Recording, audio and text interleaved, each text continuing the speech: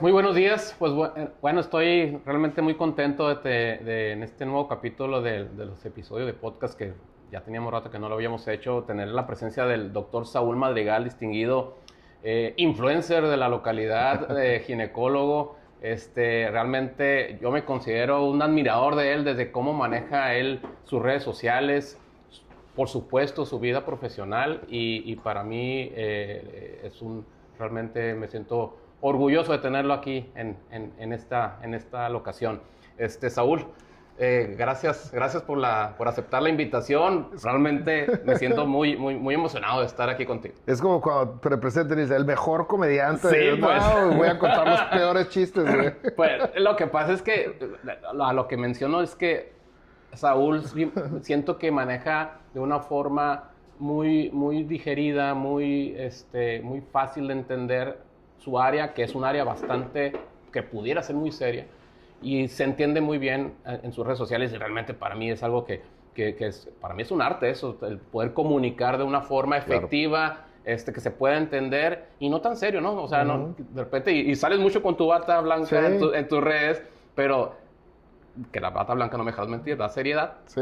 pero sí lo haces de una forma muy digerida y muy entendible para la gente que te sigue, ¿no? Muchas gracias. No, el iniciar las redes sociales para mí fue una cosa del tiempo. O sea, en ese momento empezaba a haber un poquito más de difusión a través de Facebook hace 15 años. Sí.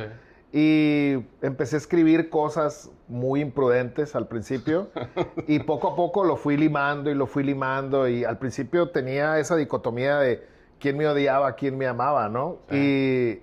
Y poco a poco ha ido convirtiéndose en algo más informativo, sí, claro, que en una cuestión de chistes, ¿no? Sí, claro. Porque al principio sí lo era. Sí, porque ya se puede tener las dos vertientes, ¿no? De que alguien, sí, como tú dices, alguien que te ame y alguien que te odie. O sea, sí, porque se puede tomar hasta mal de repente ciertos comentarios que uno dice. Claro.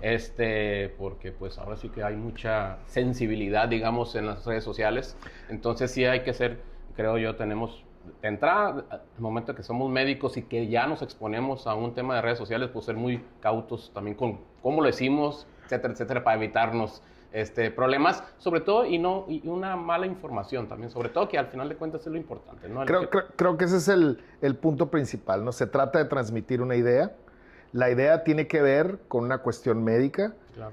Y es esa línea de lo políticamente correcto. Podemos estar dando saltos en la línea, ¿no? Pero no podemos irnos del lado malo. Claro. O no es lo correcto. Así es. Irnos del lado malo, ¿no? Y hemos tratado de sobrellevarlo, ¿no? Qué bueno. Bueno, el motivo de tener a Saúl aquí en este episodio es, pues obviamente, el relacionar obesidad con el tema ginecológico obstetriciano. Yo creo que ambos áreas están muy relacionadas. Y realmente hay muchos puntos muy importantes a tratar en este sentido. Y me gustaría empezar con el tema de infertilidad. Yo en mi consulta me ha tocado muchos pacientes que llegan y ellos tienen cierto grado de sobrepeso u obesidad en mayor o menor medida y llegan porque el ginecólogo les dijo que tienen que bajar de peso. Tienen que bajar de peso porque han intentado mediante muchos métodos embarazarse y no han podido.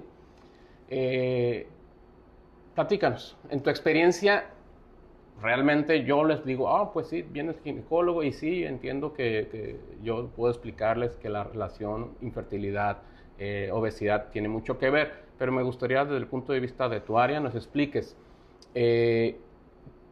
cómo está relacionado el tema de obesidad o cómo está relacionado más bien que un paciente baje de peso para que aumente la posibilidad de poderse embarazar. Lo platicábamos ahorita. Ahora he tomado esta decisión de al momento de estar interrogando a un paciente, siempre hacer mención de que cuando hablamos de antecedentes personales, hacer notar que la obesidad o el sobrepeso es un factor importante. Entonces siempre empiezo con esa frase de, aparte del sobrepeso o aparte de la obesidad, ¿qué otro problema tienes?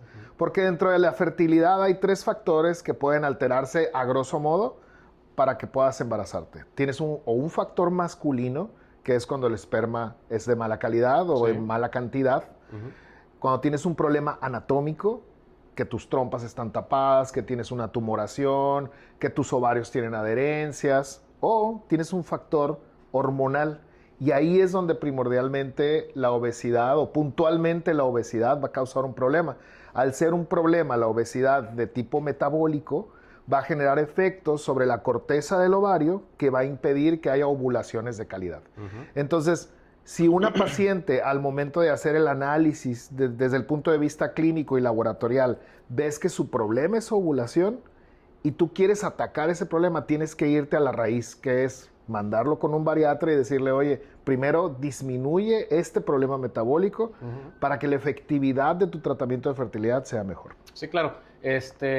Han llegado muchos pacientes así de que me van al ginecólogo, ¿no? Y han intentado, pues, muchos métodos. Sí. Han intentado con biología de la reproducción, fertilización in vitro, etcétera, inseminación, bla, bla. Digo, no me voy a meter en área porque a lo mejor me puedo equivocar de lo que estoy diciendo, pero lo que sí, en mi experiencia, paciente que ha llegado referido por un ginecólogo para bajar de peso, que se opera y baja de peso, pues satisfactoriamente me ha tocado ver, doctor, me operé, o sea, ese paciente no quería bajar, a lo mejor no era su interés bajar de peso porque pues, la obesidad a lo mejor para esa persona no era un problema, pero logran embarazarse y pues realmente eso es sumamente satisfactorio, que esa persona que nunca había tenido hijos y que le batalló y que ya pues cierta edad ya 33, 35, 36 años que sabemos que a esa edad ya pues empieza a disminuir quizá la posibilidad de embarazo, pues logran embarazarse y eso es realmente muy satisfactorio.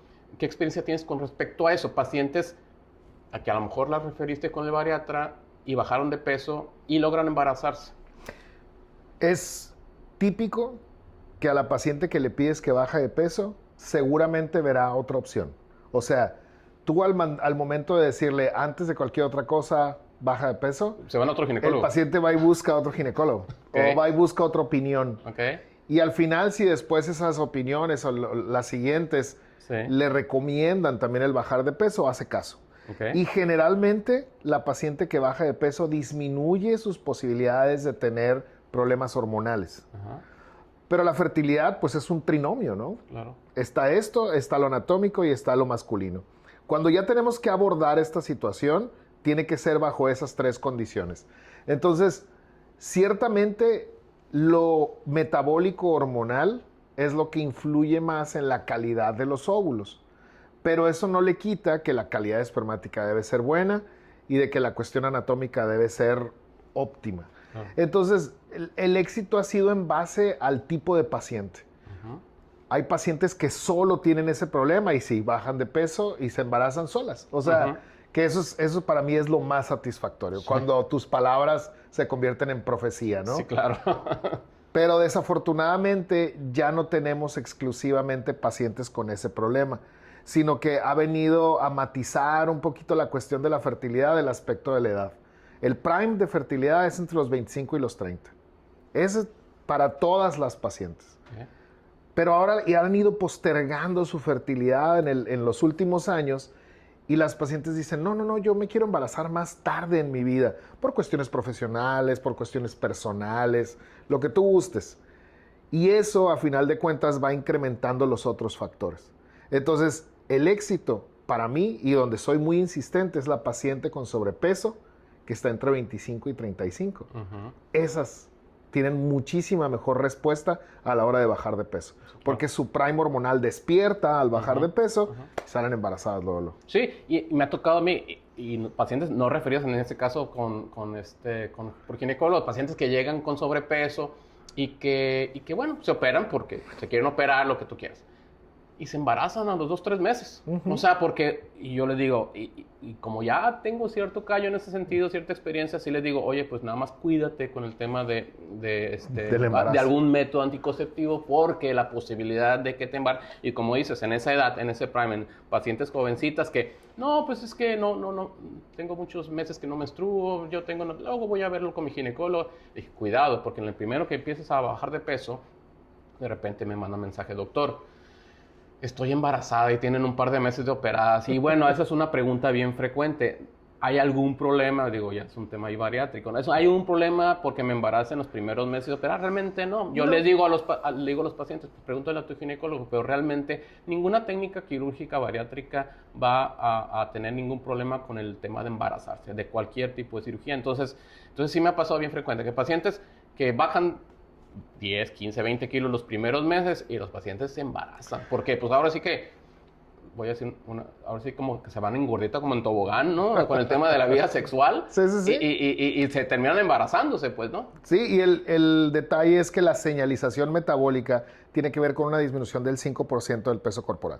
Entonces, en esos primeros 10 kilos es donde despierta la señalización hormonal. Así es. Y empiezan a tener mejor calidad en su ovulación. Por eso es muy, muy pegadito al procedimiento. Y sí, en sí, los procedimientos bariátricos, la manga, el bypass, la bipartición, no van a tener un efecto dañino sobre el embarazo en el caso de que suceda en los meses posteriores.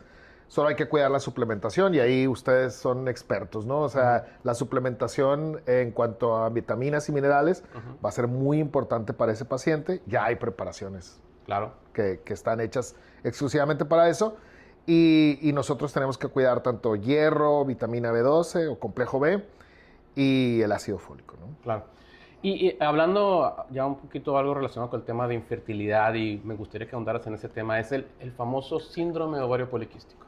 El síndrome de ovario poliquístico, pues, no sé, no quiero escucharme mal, pero no sé si sea como el tema también de los endocrinólogos que ya están ahorita de moda, ¿no? Sí. Ya todo el mundo tiene resistencia a insulina y todo el mundo tiene síndrome de ovario poliquístico. Entonces, no sé si te haya pasado, seguramente te lo preguntan, es que fulanito me dijo que tengo ovario poliquístico, fulanito me dijo que tengo resistencia a insulina.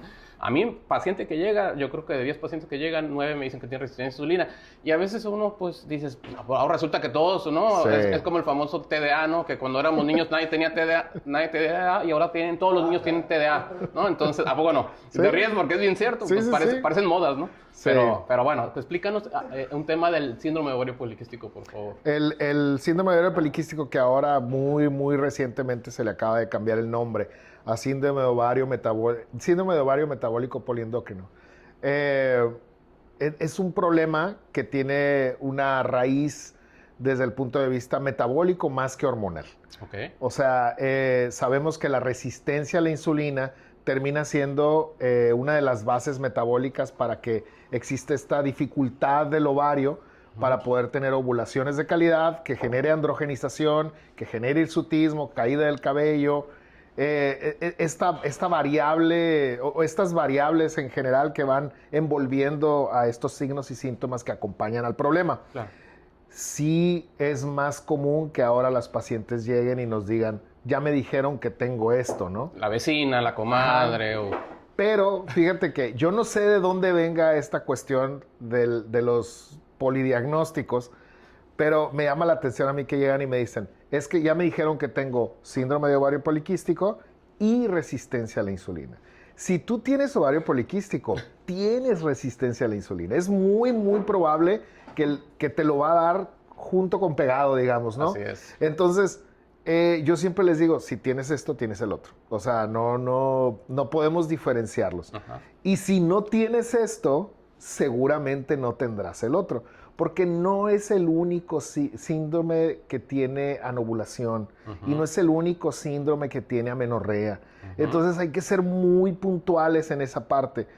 El hecho de que alguien te haya dicho que tienes un diagnóstico y tiene poca investigación detrás, generalmente requiere ese abordaje un poquito más, no tanto intuitivo, sino un abordaje más protocolizado. Y tratar de descartar los diagnósticos que pudieran mermar esto, porque a final de cuentas, este tipo de diagnóstico actualmente que se ha dado en demasía por endocrinólogos, médicos generales, sí, dermatólogos, o sea, creo que está siendo multitratado y no necesariamente bien diagnosticado. Entonces, yo creo que, por ejemplo, a la hora de que hacemos este intercambio entre ginecólogos y bariatras, es importante mandar al paciente y decirle, ponerle en la nota de referencia, paciente con ovario poliquístico. Ujú. ¿Sí me explico? Sí, claro. Porque entonces tú inmediatamente, aunque no seas un experto de ovario poliquístico, dices, tiene resistencia a la insulina. Por supuesto. Y ese es un factor importante para la cuestión de quirúrgica. Claro. Porque sí, no sé, porque yo no soy un experto en bariatría, pero sí tiene que ver qué procedimiento escoges Por supuesto. a la hora de que vas a un paciente le vas a dar una opción u otra, ¿no? Así es, así es. Porque yo siempre he tenido esa duda, ¿no? Se hacen mangas a diestra y siniestra Ajá. y creo que no es la única opción, ¿no? Así es. Así es, porque bueno, ahí el tema de manga gástrica, pues ahora sí que es como una receta de cocina. O sea, Ajá. el paciente llega y quiere una manga y viene como a pagarla prácticamente porque Sí. yo quiero que me la hagas, ¿no? Entonces, y sí, el tema metabólico, cuando el paciente viene referido ovario poliquístico, como bien lo dices, pues va normalmente relacionado con temas de resistencia a insulina. Entonces sí se determina ahí qué paciente, pues quizás no es candidato a una manga y quizás candidato a otro tipo de cirugía metabólica o cirugía derivativa, se podría decir, pero pues eso ya podríamos ahondar después. Pero ahorita mencionas el tema de cómo diagnosticar ovario poliquístico, porque Claro. ahora sí, yo sin ser un experto en ginecología, pues de entrada veo una paciente así, a lo mejor no referida por ginecólogo y trae el famoso fenotipo, porque en medicina fenotipo es, pues ahora sí que la apariencia, ¿no? En la apariencia de físicamente, hay ciertos rasgos físicos de un paciente mujer que podría ser características de ovario poliquístico, pero yo de entrada abajo puedo diagnosticar físicamente que ese paciente tiene ovario poliquístico, pero a lo mejor no lo tiene. Claro. ¿Cómo se diagnostica un ovario poliquístico? Clínicamente es la parte primordial. O sea, la sospecha clínica siempre va por encima de lo que los laboratorios nos van a dar. Uh-huh. Los laboratorios, como buenos estudios paraclínicos, refuerzan el diagnóstico.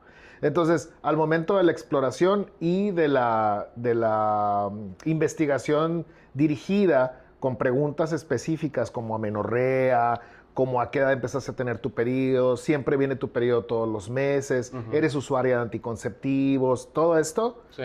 le agregas que siempre en la exploración ginecológica viene el ultrasonido. Ya consulta ginecológica que no tiene ultrasonido es una consulta, podría decirte, hasta inválida, ¿no? Claro. A la hora de hacer la exploración por ultrasonido, podemos ver la típica imagen en el ovario, en donde ves muchos folículos en la parte periférica, que es el famoso síndrome de ovario poliquístico clásico, ¿no? Sí.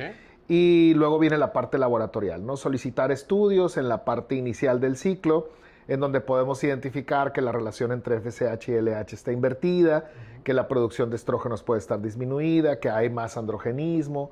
Entonces, ese conjunto de factores clínicos, ultrasonográficos y laboratoriales nos dan el diagnóstico. Ok. Y el tratamiento, más allá del tema, o más bien, la relación del ovario poliquístico con el tema obesidad, ¿siempre está o no? O sea, ¿un paciente con ovario poliquístico tiende a ser Forzosamente es obeso. Así es, no pregunto. necesariamente. Porque tienes que juntar 3 características o 3 criterios para decir que ese paciente lo tiene. Y no siempre engloban todo. Uh-huh. Y no siempre una paciente con ovario poliquístico es obesa, no siempre una paciente con ovario poliquístico tiene hirsutismo o acné. Es una de las características, ¿no? Sí. Y claro, cuando lo ves todo florido, hasta dices, ¿para qué le pido laboratorio? El boticario, ¿no? Pues el de la forma Exactamente. similar lo diagnostica. Exactamente. Pero en pacientes en donde no ves ciertas características, pero en el ultrasonido sí lo ves, pues ahí se vuelve un poquito más acucioso la búsqueda de otros factores, ¿no? Y que al final volvemos a esa parte que te decía, ¿no? No todos los síndromes de amenorrea necesariamente son ovario poliquístico. Entonces, sí, nos ayuda mucho los estudios paraclínicos y nos ayuda mucho también la parte de la experiencia. Una paciente muy joven rara vez te aguanta ciclos de anticonceptivos largos. Y para poder tratar a una paciente con ovario poliquístico le vas a dar anticonceptivos. Es uno de los tratamientos principales. Por mucho tiempo. Por lo menos 6 a 9 meses. Entonces, una paciente que tiene 16, 17 años, le dices que tiene que tomar anticonceptivos y el primero que se pone en contra es su familia, ¿no? Y te dice, no, ¿cómo va a tomar anticonceptivos? Es una niña. Entonces, tienes que aprender a manejar esa situación. Por ejemplo, si en ella es una paciente que tiene sobrepeso, primero ayúdala a bajar de peso. Y enfócate más en esa parte metabólica, cambios de hábito, etcétera.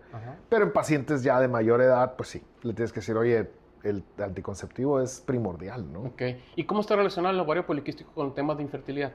O sea, ¿a qué voy? Porque ya tocamos el tema de infertilidad, pero ahora, ¿cómo está relacionado a esto y cómo se podría beneficiar? Porque en congresos médicos de bariatría, en mi área, siempre en las tablitas de que qué mejora con la cirugía bariátrica, ¿no? Y ya ves que ponen diabetes, hipertensión, síndrome de ovario poliquístico. Sí. Y obviamente el mejoramiento de esta patología ginecológica se ve realmente el impacto muy bueno en estas enfermedades.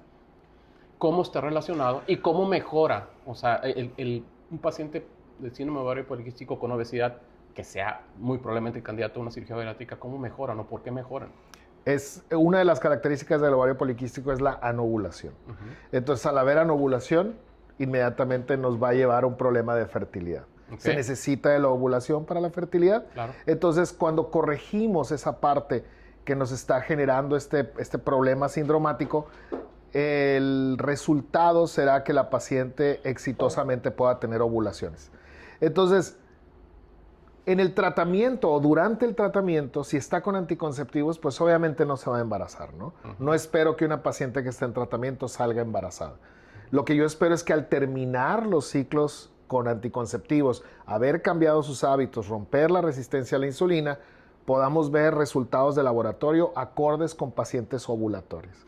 Entonces, el éxito aquí siempre es en un manejo de varios médicos, ¿no? En multidisciplinario. Y aunque sí es cierto, sí se han puesto muy de moda los endocrinólogos, o sea, que es algo que a mí me llama mucho la atención. Sí, claro. Porque a final de cuentas, a lo mejor nosotros tenemos este concepto antiguo de que se dedican a ver otro tipo de cosas. Sí, claro. O sea, que ven tiroides o ven problemas que tienen que ver con suprarrenales, pero ahora están muy metidos en esta parte del ovario poliquístico, pero creo que es por una cuestión de que se vende. Sí, claro. O sea, es una cuestión comercial, ¿no? Porque hoy por hoy el ovario poliquístico lo debería de tratar el ginecólogo primariamente, porque el ginecólogo es un médico primario y el endocrinólogo en un caso que se requiera un tratamiento de un especialista. Sí, claro. O sea, el ginecólogo es un especialista, pero es un especialista muy específico porque es de primer contacto, es como el pediatra. El pediatra es un especialista de primer contacto. El bariatra es un especialista, es más allá es un cirujano, sí, claro, que tiene una subespecialidad, podríamos decir, en bariatría. Sí. Entonces, el endocrinólogo podríamos decir que es el subespecialista de este problema. Sí, ¿no? claro, o sea, ahí sería que el ginecólogo refiere al endocrinólogo. Exacto. No al revés. No al revés. Sí. Y ahora pasa al revés. O sea, ve a ver a tu ginecólogo, ¿no? Sí. Entonces, creo que es una cuestión comercial. Creo también que ahora las pacientes tienen médicos para todo. O sea, las pacientes han decidido tener un ginecólogo y un endocrinólogo y tener, o sea, así como un staff de médicos para ellas, ¿no? Sí. Pacientes hombres y mujeres. Entonces, creo que a final de cuentas el objetivo siempre es el que el paciente salga de este problema sindromático si está buscando fertilidad. Y en el caso de las que no están buscando fertilidad, tratar de reducir los factores de riesgo, porque esto, que la base del problema es la resistencia a la insulina, tiene impacto metabólico a largo plazo y es importante preverlo. Entonces, ¿tú consideras que sí va en relación el tema ovario poliquístico con obesidad con un mejoramiento? Sí, claro. O sea, sí realmente hay un mejoramiento tanto en los síntomas de la paciente que pueda llegar a tener con el tema de la ovulación y que obviamente eso la vuelve una mujer más fértil. Por supuesto, sí. Pues bueno, qué interesante, ¿no? Porque sí, puede ser hasta chusco eso de que las modas, ¿no? Las modas de los especialistas, ahorita que mencioné el TDA, todo el mundo, pues se deja llevar por redes sociales, por los comentarios entre las familias y con los estigmas sociales, etcétera, y pues bueno. Ahora, relacionado, vamos a entrar a temas sexuales. ¿Qué tiene de relación, o tú consideras, recuerda tu experiencia, que hay relación con el tema del líbido sexual de una mujer con obesidad y que esto también conlleva problemas de infertilidad o no? La libido es un equilibrio entre la producción de estrógenos y testosterona. La paciente que tiene sobrepeso y obesidad por tener más grasa periférica tiene más aromatización de estrógeno. Okay. Entonces, de cierta manera, su libido se ve poco afectado desde el punto de vista hormonal. Creo que esta cuestión de la libido se ve muy afectada en hombres con obesidad. ¿Tú crees que es más en hombres entonces el problema que con mujeres? Claro, porque también el paciente masculino que tiene más grasa periférica hace más aromatización de estrógenos. Es un problema para el hombre tener una cantidad de estrógenos superior a la que debería. Se sale de su equilibrio con su producción de testosterona. Entonces, por eso su libido disminuye. No obstante, también que desde el punto de vista psicológico, el paciente que tiene obesidad se siente menos atractivo. Claro. Entonces, eso le dificulta un poquito el tener acceso a la sexualidad de manera más natural.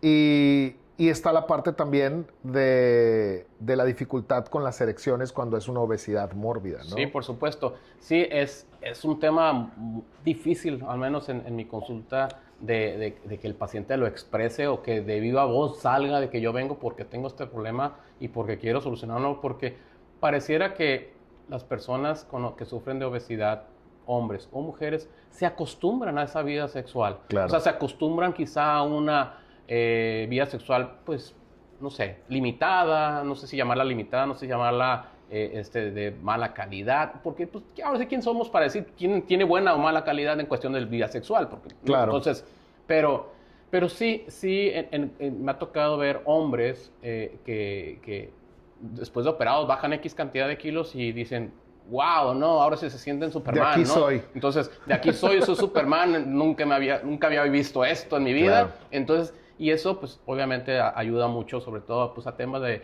salud sexual y temas de fertilidad, pues, sin duda, ¿no? Y mujeres también, ¿no? Que a lo mejor no era el motivo por el cual iban a la consulta, bajan de peso y, pues, obviamente, quizá ellas se sienten mujeres más atractivas, se sienten más guapas y que esto genera, como bien lo dices, seguridad y autoestima elevada, etcétera, y pues bueno, eso también es muy, muy satisfactorio.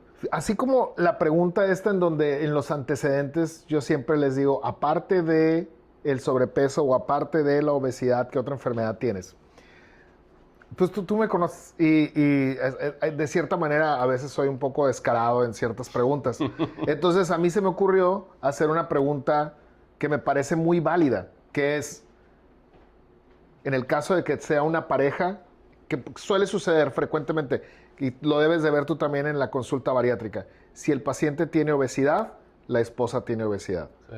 Es común. Sí. Entonces, cuando acuden a consulta un par de pacientes que la mujer tiene obesidad y el esposo tiene obesidad, yo les pregunto, ¿cómo tienen relaciones? O sea, ¿Así se lo dices? Sí. ¿Cuál es la dinámica para la cuestión de la sexualidad? Porque te voy a decir una cosa. Sí es importante hacer esta pregunta. Claro. Porque en la dinámica física de cómo tienen relaciones, a lo mejor el pene no tiene contacto dentro de la vagina lo suficiente para que al momento de la eyaculación el esperma viaje a donde tenga que llegar. Claro. Entonces, para mí es muy importante saber, ¿cómo le hacen? Entonces, sobre todo si la obesidad es mórbida, ¿no? O sea, que dices... que es muy evidente. Es muy evidente y que físicamente no es tan sencillo, ¿no? Sí. Entonces, ahí es donde sale, doctor, es que a veces no podemos tener relaciones. O sea, a veces no logramos acoplarnos de manera correcta para tener la actividad sexual y eso obviamente sí se ha convertido en un factor o en un issue importante para que podamos consumar el lograr embarazarnos, porque muchas veces... es eso, o sea, muchas veces ellos dicen, es que no nos hemos embarazado, dejan por un lado lo metabólico, ¿no? Y es normal, los pacientes no tienen por qué saber medicina, ¿no? Sí. Entonces dicen, esto no es lo importante es cómo le vamos a hacer para que el esperma llegue a la vagina, ¿no? Claro. Pero es un buen punto de inicio para poder decirles, oye, aparte de esta cuestión mecánica, está también la parte metabólica, ¿no? Sí. Y sí, ahora que me mencionas hasta un poco chusco, porque sí, el paciente que llega con obesidad mujer, normalmente el marido es obeso. Y luego dicen que el enamoramiento engorda, ¿no? Sí. Entonces, es raro al revés. O sea, es raro al revés con el paciente que llega delgado y la mujer tiene obesidad o viceversa. Entonces, pero pues así, ahora sí que uno lo lleva al otro. Y también me ha tocado que llega la mujer, se opera, y pues el hombre dice, no, yo no me voy a quedar atrás, pues no. Entonces ahí termina operando también el marido, porque, y eso, pues bueno, esas son decisiones de cada quien, pero sí como que se acompañan en ese proceso, pero sí como lo mencionas, entiendo que tú, porque tú trabajas en esa área ginecológica, pues lo tienes que quizá decir, cómo está el tema de salud sexual, y más si vienen a mi consulta preguntándome cómo me puedo embarazar. Claro. Entonces creo que es un tema por default. Acá en bariatría, pues a veces yo no lo pregunto tan así. Sí, pero sí tratas uno de indagar ese tipo de situaciones porque sin duda eso tiene muchas veces que ver, y más cuando los interrogas que si tienen hijos, no tienen hijos, y si tú ves a una mujer ya de cierta edad y no tiene hijos y te preguntas el por qué no tiene hijos, si está casada, etcétera, etcétera. Entonces ahí es donde empiezan, y unas tienen ginecólogo y otras ni ginecólogo tienen. Pues no, a lo mejor ya tienen ovario poliquístico y tienen todo. Endocrinólogo. O tienen endocrinólogo que la está tratando, ¿no? Es ovario poliquístico. Entonces ahí digo, es un tema que es bastante interesante y que casi no se toca en la consulta, que tiene que tener mucho uno, pues, tacto, para decirlo, experiencia y quizá, o la otra, no tener pelos en no. Sí, claro. Pelos en la boca para decirlo directo, pues, ¿no? Pero sí, es un tema bastante importante que hay que tocar. Qué difícil es ser médico en ese aspecto de, no estás ahí para ser correcto, estás ahí para ser objetivo. Claro. Pero también tienes que ser respetuoso. Sí. O sea, tienes que abordar ciertos temas y cuesta trabajo, pero pues ni modo, son preguntas que se tienen que hacer. Sí. Como dijiste y bien lo dices, en tu área quizá no es lo primordial. O sea, creo que tú ves un área mucho más metabólica, pero yo sí tengo que ver esa área de sexualidad, entonces me las he tenido que ingeniar para encontrar la manera de preguntar sin lastimar, ¿no? Sí, claro, porque pues ahora sí, uno lo puede decir y la otra persona a ver cómo lo recibe, ¿no? Sí. A lo mejor tú lo estás diciendo del mejor tacto posible, pero esa persona lo ve o lo toma mal. Pues, ¿no? Y mira, híjole, quien vea esto y que en algún momento se sintió aludida de que le hice el comentario de que fuera una paciente que tuviera sobrepeso, en ningún momento he hecho yo una pregunta con afán de ofender a una paciente, porque me ha tocado que llegan pacientes y me dicen, oye, fulanita venía contigo y era tu paciente, pero dejó de venir porque le dijiste gorda. Entonces, siempre cuando me hacen ese comentario, me quiero morir, güey, porque a final de cuentas, uno jamás haría un juicio de ese tipo, ¿no? Y en el sentido estricto de lo que significa el decir la palabra gorda. ¿Sí me explico? Sí, por supuesto. Y a lo mejor les he hecho el comentario de tienes un problema de sobrepeso. Y eso es una cuestión objetiva. No es una cuestión, no es carrilla, vaya. Claro. Es simplemente hacer una observación que va dentro de tu consulta y que es importante cambiarlo. Sí. Entonces, híjole, si tuviera un peso por cada vez que me ha pasado eso, pues obviamente tendría 1000 de perdido. Ahí es donde yo creo que también es importante lo que mencionamos hace ratito comenzando, el hecho de, es que de entrada, a mí me ha pasado, y yo creo que a lo mejor por eso lo estoy comentando, de que de entrada tienes una imagen que, no, o sea, que a lo mejor hay que saber diferenciar, y esto lo digo a la gente, la seriedad de un médico con quizá lo buena onda que puede hacer. O sea, porque una cosa, a lo mejor tú siendo buena onda, a lo mejor tú le dijiste, el tema del sobrepeso, obesidad, pero esa persona se ofendió. Sí. Pero realmente la intención no era que se ofendiera. O sea, la intención es darle seriedad a un problema, porque la obesidad es un problema. Claro. O sea, es un problema de salud pública.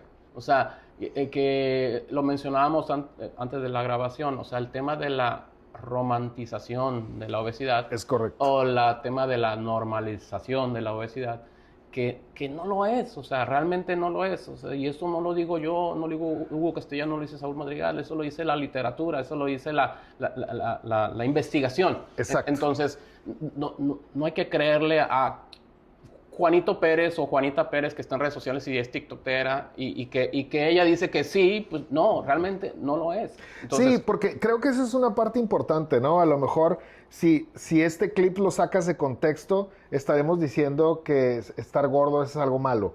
¿Sí me explico? O sea, sí, claro. Así en esos términos, estar gordo es algo malo. Sí. ¿Sí me explico? Y no, estamos hablando de una cuestión científica. Sí. O sea, estamos hablando No es personalizarlo. Hugo Castellanos o Saúl Madrigal dijo que la obesidad es mala. No lo digo yo, lo dice la literatura, lo dicen los libros, lo dicen las investigaciones. Claro. Por algo han existido cada vez más y más y más opciones para disminuir de peso. Sí. Porque es muy importante tomar en cuenta que en este momento una de las enfermedades más prevalentes de los últimos 26 años, del 2000 para acá, es el sobrepeso y obesidad. Por supuesto. Y eso ha llevado de la mano otro tipo de enfermedades metabólicas que vienen ligadas directamente a este tipo de problemas. Sí. Entonces, híjole, sí es importante despersonalizar el comentario, porque, como bien dijiste, las personas que en redes sociales, sin tener una preparación o un entrenamiento científico, médico, nutriológico, lo que tú quieras,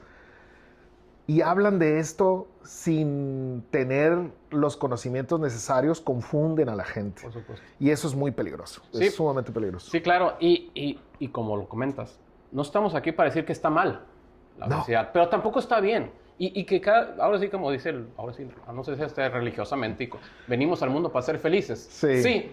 Pero para ser felices, pero también felices sanos, ¿no? Entonces, claro. y creo que el único objetivo de estar aquí y proyectando esto es justamente ofrecer salud o de ofrecer la manera de cómo estar bien. Si el paciente con obesidad es feliz, felicidades, o sea, qué bueno. Si eso no le afecta en su vida, adelante. Tampoco no estamos nosotros acá para juzgar a nadie, ni para criticar a nadie, y creo que, pero sí podemos decir que no está bien. O sea, podemos ver un paciente diabético descompensado en la calle y es sumamente feliz y no lo vamos a criticar, cada quien. Pero sí es importante decir que no es normal, no, desde el punto de salud no está bien y que tiene solución, ¿no? Hay una endocrinóloga que habla de esto porque es una de las mayores impulsoras de los GLP-1, los medicamentos que se usan para bajar de peso, sí, que dice o insiste mucho de que no hay obesidad sana. O sea, el paciente que llega y te dice, yo tengo mucho sobrepeso o tengo obesidad, pero mira cómo salgo en mis laboratorios, estoy perfecto. Sí, ahorita. Sí. Porque luego la gente confunde que si te haces unos laboratorios ahorita, va a estar bien de aquí al fin del mundo, pues. O sea, los laboratorios son un estudio que habla de un momento muy específico, ese día. Sí. Y eso cambia de aquí a una semana, 2 semanas, 3 semanas. Eso puede volverse completamente adverso. Claro. Y tú siempre te vas a referir al momento en donde saliste bien. ¿Sí? Y al final de cuentas vamos a suponer que en repetidas ocasiones salgas bien, con el paso del tiempo el sobrepeso y la obesidad generarán problemas en el largo plazo. Por supuesto. Sí. Y yéndonos a ese tema justamente es hablar de obesidad y problemas de que cuando la paciente ya está embarazada. Sí. O sea, ya vamos a brincarnos a una mujer de que ya está embarazada pero tiene obesidad. Y ahí es donde empiezan los problemas de que ¿por qué le pasó lo que le pasó a fulanita de tal si estaba tan sana, ¿no? O sea, tan sana, pero tenía sus 50 kilos de más. Entonces, ahí es donde nos centramos ya probablemente a cosas bastante comunes, que si quieres ahondar con ese tema, pero quiero tocar el tema de preeclampsia y diabetes gestacional. Que eso no sé si tenga que ver con la relación con la obesidad o no en una paciente ya embarazada. La paciente embarazada es una paciente sana. Es un comentario, es una frase que se usa muy frecuente y que es una frase equivocada. La paciente embarazada es una paciente, nada más. No es sana por naturaleza. No quiere decir que el hecho de que estés embarazada inmediatamente te hace inmaculada a cualquier enfermedad. Entonces, las condiciones físicas y metabólicas con las cuales inicias ese embarazo van a tener un impacto en el desarrollo. El hecho de tener sobrepeso y obesidad te condiciona a preeclampsia, te condiciona a hipertensión gestacional, te condiciona hay diferencia entre preeclampsia e hipertensión gestacional, te condiciona a diabetes gestacional, te condiciona a tener un parto prematuro, te condiciona a tener menor peso al nacer en el bebé. En las pacientes diabéticas que hacen diabetes gestacional sobreimpuesta, un bebé macrosómico. O sea, existen un montón de factores asociados a este problema que la gente se pasa por alto, ¿no? Porque esa frase ha permeado por muchos años. La embarazada está sana. No estás enferma, estás embarazada. Lo hemos usado, nosotros mismos lo hemos usado, Sí. pero eso no quiere decir que sea justo y tal el hecho de que la embarazada no va a tener ningún problema. Al contrario, Sonora, el estado de Sonora, tiene el mayor índice de diabetes gestacional en México. Ok, Sonora tiene el mayor índice de preeclampsia en México, por población, ok. porque tenemos el grupo etario con más sobrepeso y obesidad del país. Ok. Entonces, yo cuando llegué hace 20 años a Hermosillo, me di cuenta que en la institución donde trabajaba, sin decir nombres, no se hacían pruebas para diabetes gestacional. Es más, la primera vez que yo mandé la orden, la paciente regresó al consultorio y me dijo, me están diciendo en el laboratorio que estos exámenes no los hacen. ¿Cuál es la carga de glucosa? En aquel tiempo se hacía con 50 gramos de glucosa. Entonces le digo, no, pues son unos frasquitos que tienen glucosa 50 gramos. Entonces tuve que ir al laboratorio y los frasquitos de glucosa estaban caducados. O sea, estaban ahí y los del laboratorio decían, pues nadie los usa. O sea, se fueron, los siguen pidiendo y se siguen caducando, ¿no? Sí. Entonces, en ese momento habíamos 3 ginecólogos nuevos, entre comillas, ¿no? Que era Hugo Valenzuela, Sí. Carlos Félix y yo. Sí. Entonces, entre nosotros platicábamos y decíamos, oye, ¿cómo no pide la gente esto, no? Pues porque los médicos de antes no era un problema y no se exploraba tanto esta situación, solamente se fijaban en la glicemia en ayuno. Ok. Y si empezaba a salir muy alta, pues le daban dieta nada más para bajarlo. Ok. No existían los protocolos para tratarlo con insulina, ni tampoco el usar la metformina o no, Ok. que la metformina puede ser de uso secundario.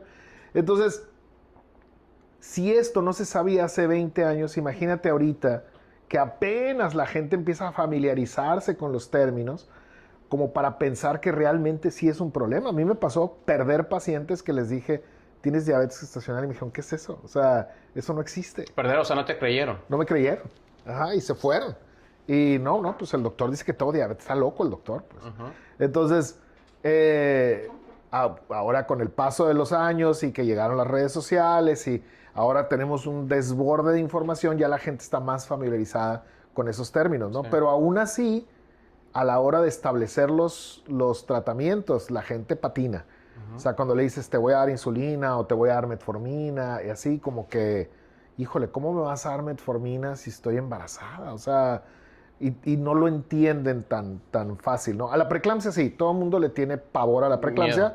porque sigue siendo la causa número 1 de mortalidad materna y fetal. Y porque tienen seguramente una tía, una vecina, una abuela que falleció porque le dio preeclampsia. Así es. O que convulsionó. O que convulsionó, ¿no? Que ya en el caso de las convulsiones, que es eclampsia, pues ya es una situación súper grave, ¿no? Sí, por supuesto. O un síndrome de HELP, ¿no? Que Así también es algo con una mortalidad altísima. Entonces, ese tipo de problemas la gente no lo ve porque no lo relaciona necesariamente. Pero si en algo pudiéramos, si en este podcast aprendieran algo es, si te vas a embarazar y tienes sobrepeso, corrígelo antes. Sí, baja de peso. A mí me lo han preguntado, doctor, yo tengo planeado embarazarme en algún momento, a lo mejor no llegaron porque tienen problemas de fertilidad. Simplemente, ¿cómo ve? ¿Me opero ya o primero me embarazo? ¿No? Esa es una pregunta y luego la otra pregunta que pues, a lo mejor no tiene que ver aquí, digo, ¿qué me hago primero? ¿La abdominoplastía o me opero la cirugía bariátrica? ¿No? Que de repente esas dos son muy de repente las disyuntivas, digamos, de los pacientes, ¿no? Sí. Y obviamente yo les digo, a ver, mujer, le digo, fulanita de tal, pues no es lo mismo embarazarte pesando 90 kilos que embarazarte pesando 60, pues Claro. estar en tu peso ideal o cerca de tu peso ideal, porque más allá del tema de preeclampsia y diabetes gestacional, mi pregunta es, ¿tiene que ver con la edad o no? O sea, me refiero a una mujer de 25 años con obesidad puede tener preeclampsia y diabetes gestacional igual Claro. que una 35 o no forzosamente tiene que ver la edad. En el caso de la preeclampsia, las pacientes adolescentes o las más jóvenes embarazadas tienen más riesgo de preeclampsia. Las mujeres obesas con jóvenes tienen mayor riesgo de preeclampsia. Paciente obesa adolescente embarazada es más propensa a la hipertensión. Ok, Es más propensa también a la preeclampsia. ok. Es que esa es una cuestión importante. Una cosa es hipertensión gestacional, que es el hecho de tener aumento de la presión arterial durante el embarazo sin proteinuria, Ok, y la preeclampsia, que es la hipertensión relacionada a la proteinuria. ok, Entonces, proteinuria es tener proteínas en la orina. ok. Entonces, esto es muy importante porque la hipertensión se trata durante el embarazo con un antihipertensivo tolerable en el embarazo. Y la preeclampsia generalmente termina en el desembarazo, o sea, en terminación del embarazo. Okay. Porque no puede continuar. La preeclampsia suele ser evolutiva y suele llegar a niveles que pueden llegar a ser mortales, ¿no? De acuerdo. Entonces, sin duda, concluyendo en este tema es, si tienes obesidad y quieres embarazarte, baja de peso. O sea, baja de peso porque si no, a lo mejor te embarazas y todo bien y no pasó nada, pero de todos modos sigue siendo un riesgo, ¿no? ¿Para qué le apuestas? Así es. A ganarle a la obesidad? ¿Qué tal que no le ganas, no? ¿Quién tiene mayor riesgo, el producto o la mamá? Los dos. En la preeclampsia, el riesgo importante es materno-fetal. O sea, por la cuestión de desprendimiento de placenta o el caso de un accidente vascular en las mujeres con preeclampsia. ¿Y en el caso de diabetes? En diabetes gestacional, la consecuencia menos grave es un bebé macrosómico. Pero la más grave es la muerte in útero. Pero menos grave es un paciente macrosómico que, pues digo, cuando yo estudié ginecología, un macrosómico tiene mayor riesgo también de generar diabetes a la edad adulta, ¿no? Todos los hijos de mamás diabéticas gestacionales tienen un riesgo mayor de tener resistencia a la insulina en su etapa de juventud o diabetes en la etapa adulta. Así es. Entonces, pues bueno, esa información es muy importante para determinar cuándo sí, cuándo no embarazarme si tengo obesidad, ¿no? Claro. Y pues bueno, ahora vamos a tocar un tema que yo creo que es bastante importante y que no es tan frecuente el motivo por el cual se operan los pacientes, es la relación de la obesidad con algún tipo de cáncer ginecológico. Hablando, no sé, a lo que yo recuerdo y tengo conocimiento, es endometrio. El cáncer de endometrio es el que tiene mayor relación con el tema obesidad. No sé si el de cervix o el de ovario. El cáncer de cervix tiene mucha relación con el virus del papiloma humano, 97% de los casos, y 75% de ellos relacionados al virus 16 y 18.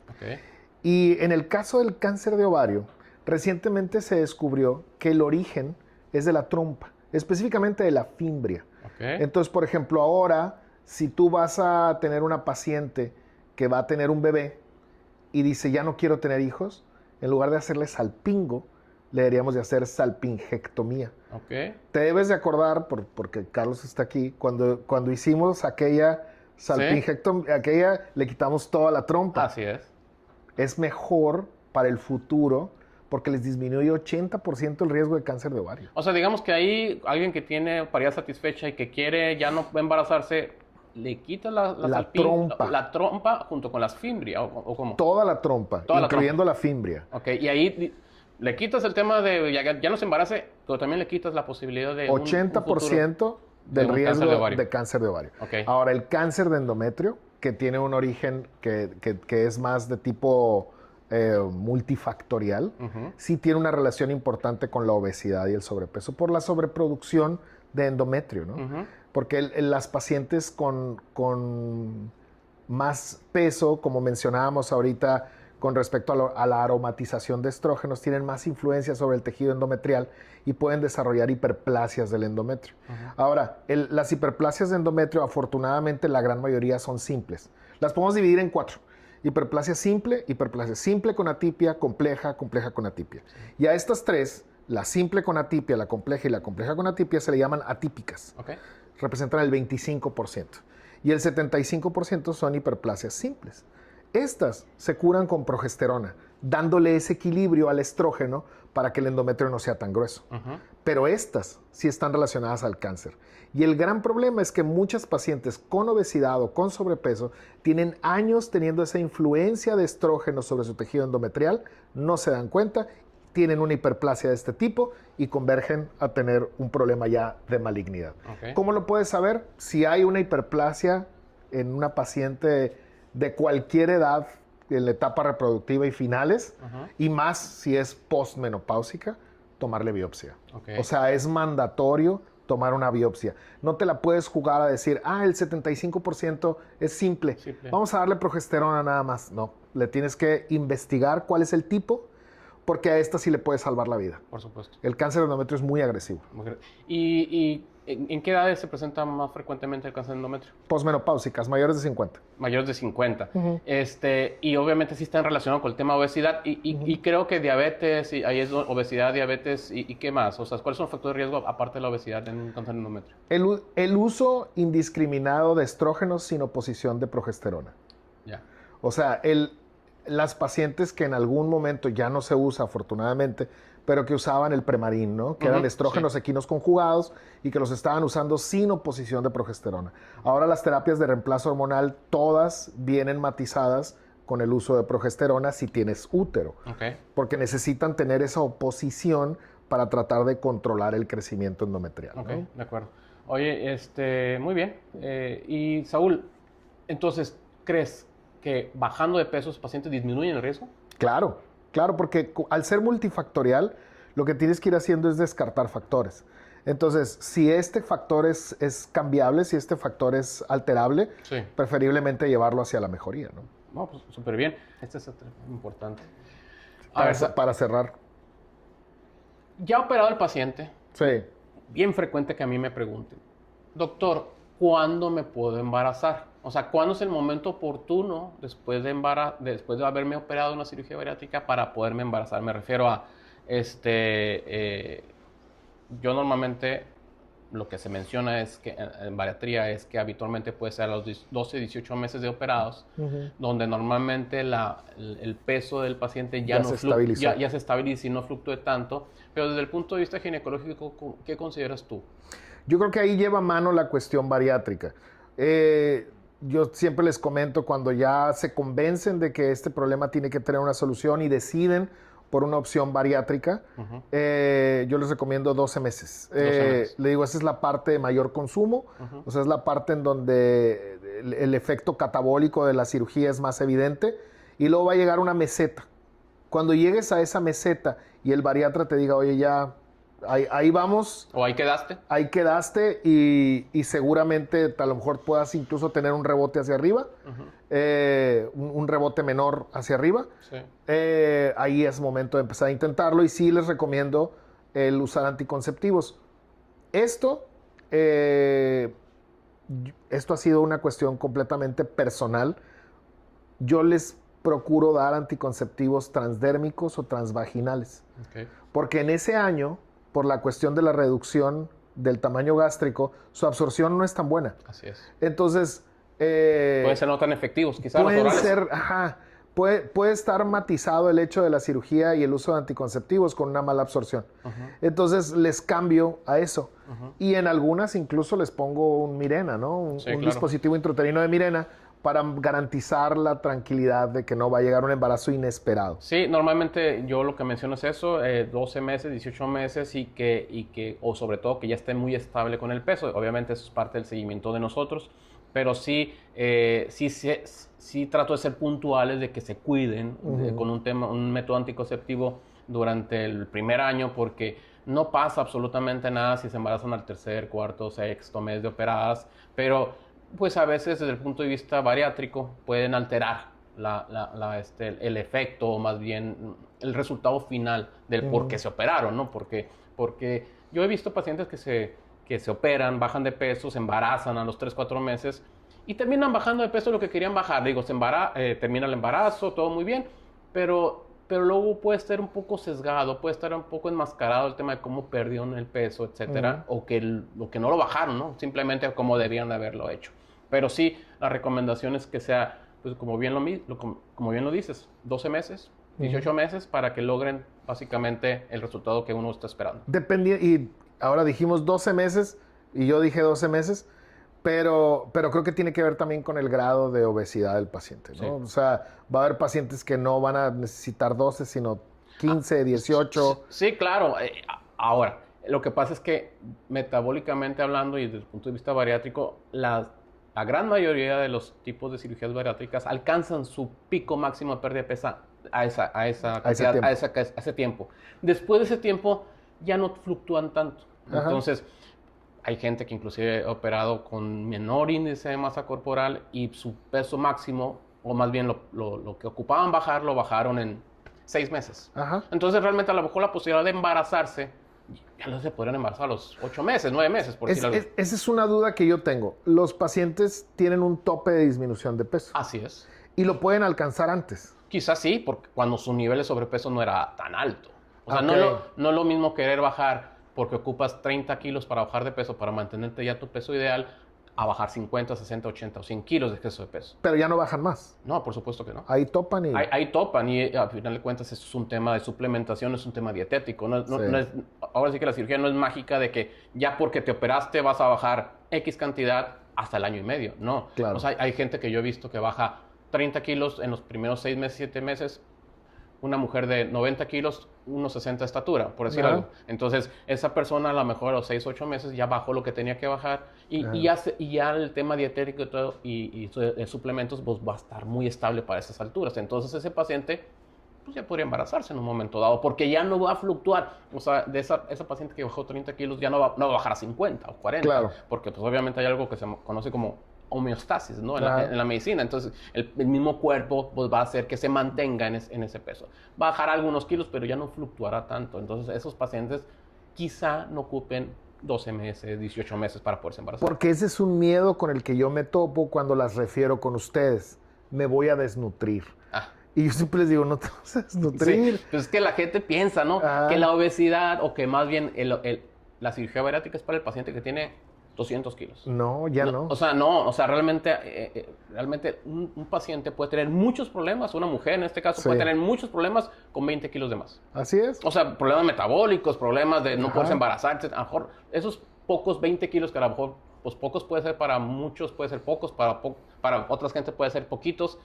Pero esos 20 kilos le generan un gran trastorno al paciente desde el punto de vista metabólico. No tiene que ver forzosamente el trastorno metabólico con el tema de cantidad de kilos. Así es. Entonces, claro, que un paciente que entre más kilos tenga, pues mayor riesgo es posible que tenga, ¿no? Problemas de fertilidad o problemas de metabólicos. Pero un paciente, vaya, la cirugía bariátrica no solamente para el paciente que tiene 40, 50, 60, 70 kilos. Es paciente también para pacientes que tienen 20 kilos, 25 kilos, que les cuesta un mundo bajar esos 20 kilos. Así es. O sea, un mundo que tan así, que lo hemos dicho, yo lo he mencionado en mis redes, se inyectan dieta que de esto, dieta que lo otro, se la pasan en el gimnasio y algo hacen mal que por el cual no bajan, ¿no? Claro. Pero no los bajan. Y obviamente eso también les genera trastornos emocionales, que es un círculo vicioso, etcétera, etcétera, y que, pues bueno, pero sí. Entonces, mi respuesta en ese sentido es que el paciente puede lograr embarazarse, puede lograr perder todos estos kilos en poco tiempo y ya poderse embarazar después. Claro, sí.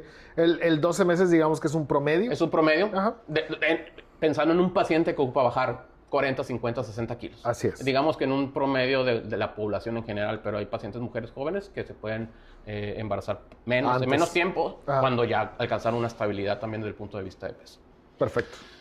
Pues bueno, yo creo que terminamos. Quiero agradecer a Saúl y realmente esta charla nos da para mucho más temas y la verdad, ahí vamos a poner redes sociales, vamos a compartir colaboración aquí y pues qué bueno que ojalá podamos tener mayor colaboraciones posteriores. Y Saúl, ¿algo que quieras agregar? Nada, un placer haber venido a esta plática. Se me hizo como 5 minutos. Sí.